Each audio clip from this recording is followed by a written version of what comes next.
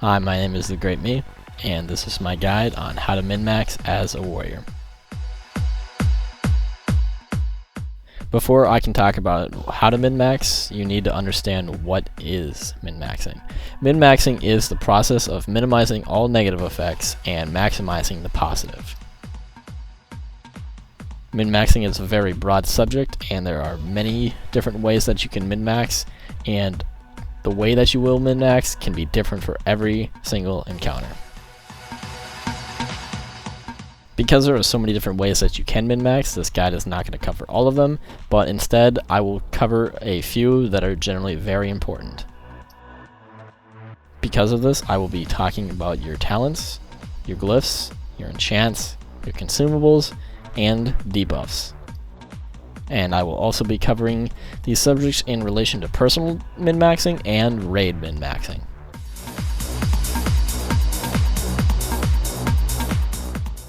Min-maxing your talents generally comes from where you place your quote-unquote filler talents.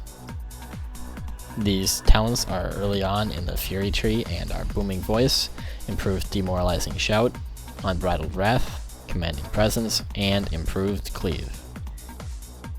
The main factors that will help determine where you put your points in these talents are whether or not you have Ret Paladins, and whether or not you have another warrior in your raid with 5 of 5 Commanding Presence. Ideally, you should have a Ret Paladin, so therefore you would not need to have Improved Demoralizing Shout, but that does not mean that you should not have Commanding Presence, because the extra health from Commanding Shout is very important for tanks. Improved Cleave is pretty useful because of the fact that a lot of the fights in TOC have some sort of element of AoE, so obviously that's going to be useful. Unbridled Wrath, on the other hand, is always been kind of mediocre, so honestly, it's not that amazing, so you don't need to put points there. Currently, there are only 2 glyphs that you could even really consider min-maxing, and those are Glyph of Cleaving and Glyph of Execution. Now, the only reason why you would do this is because on a single target fight, Glyph of Cleaving is absolutely useless. Also on fights that only have 2 targets, such as Twin Valks.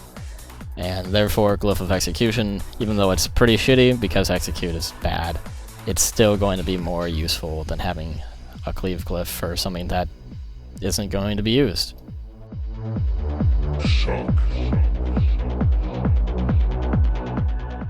There really isn't much to say about min-maxing consumables other than the fact that there are a few little tricks that you can do, such as you can actually pop a indestructible potion right before combat starts, so that way you'll have 2 minutes of the extra armor and therefore more attack power, and because you used it out of combat, you will have to wait just 1 minute and then you can use another potion.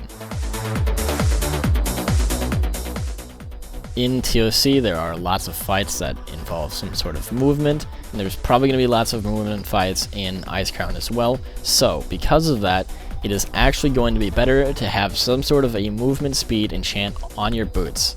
This is better than Ice Walker, I can guarantee it, and it'll help you stay alive better.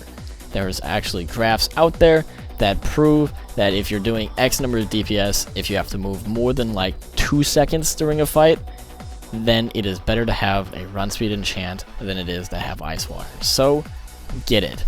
Get Cat Swiftness, get Tuskar's Vitality, get a run speed enchant if you are serious about raiding.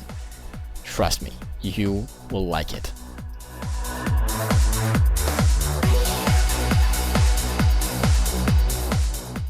Debuffs are very, very important in raiding, and they are generally more important than your own personal DPS. So, even though you might have to use an ability that would cause you to do less damage, it's going to probably help the raid out more. So, keep that in mind. Sunders are one of the most important debuffs that warriors bring to raids. Getting the 5 stack of Sunders up quickly and maintaining that stack is the most important part of debuffing for warriors, because of the fact that it is a massive DPS increase for anybody who does physical damage. So, even if you have a prop warrior, you should be sundering at the start of the fight to get that 5 stack up as fast as possible. And if you don't have a prop warrior, just use 5 globals and get it up as fast as you can and keep it there. If your prop warrior has a glyph of Devastate, then you should only need to use Sunder once at the start of the fight, because then he will use Devastate twice, adding 4 Sunder debuffs, and then your 1. And if he doesn't, then you should be using Sunder twice, because then he'll use Devastate 3 times, and use Sunder twice, making the 5 stack.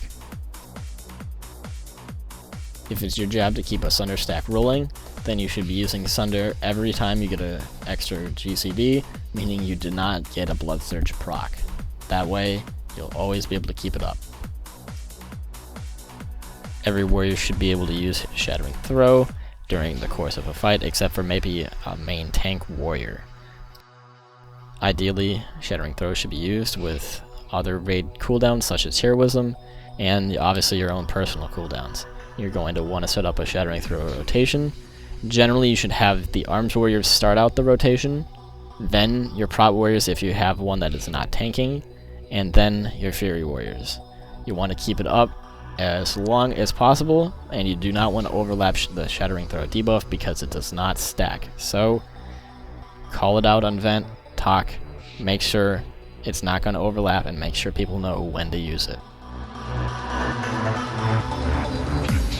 Ideally, you should have a Red Paladin with Vindication, so that means you would not have to keep Demoralizing Shout up the entire time, but because of the nature of Vindication and the fact that it's a chance to proc, that means that it might not be up 100% of the time. So at the start of fights, you should be using Demoralizing Shout as your first global cooldown, because that way it'll be up even if it's only for 1 or 2 seconds. Also, it should be used every time there's more than 4 adds, because I am currently unsure whether or not Vindication can proc off Consecrate, but even then, it's not a guaranteed chance to proc off of a Divine Storm, so just use Demoralizing Shout in AoE situations. It will help, because in harder raid content, not having an attack power reducing debuff on all targets is very, very bad. One thing that is very important when min-maxing is communicating. If you do not talk to the people in your guild and your raid about what exactly it is that you're going to be doing, people will assume that you're going to be doing something else, and then problems will arise, because then somebody else might spec into a certain talent that you have, and if it's overlapping, it's generally not being useful, because you want to have as many extra abilities as possible for the raid, and extra utilities, I should probably say. But that being said, you need to communicate. Make sure people know what's going to be covered by who. Make sure people know what's going to be done by whoever. One thing to know that is on a more warrior specific note is that our placement on the damage meter is where it should be. Now, ideally, you're never going to be topping the damage meter. If you're playing with good players that know how to play their class, you will not top the damage meter. But if you're playing with shitty players, then you probably will be able to top the damage meter if you outskill them. But in a good situation, you will not top the damage meter. But the thing is, we are raid utilities. Warriors are amazing raid utilities. We bring lots and lots of very important debuffs that some classes have, but if they were to use them, it would be a much larger DPS loss for them than it is for us. And also, no other class has a Shattering Throw type debuff. So we're the only ones who bring that. That's very, very important for when you need to bring out as much DPS as possible. So don't get discouraged by your place on the damage meter, but just know that the reason why you're in that raid is because you are a very important utility. So raid utility is very much more important than your own personal DPS. Remember that. It is one of the most important things, in my opinion, about warriors. I hope this guide has been helpful for you. If you have any comments, questions, or feel that there's something that I've missed, feel free to contact me in-game or leave a comment on this video.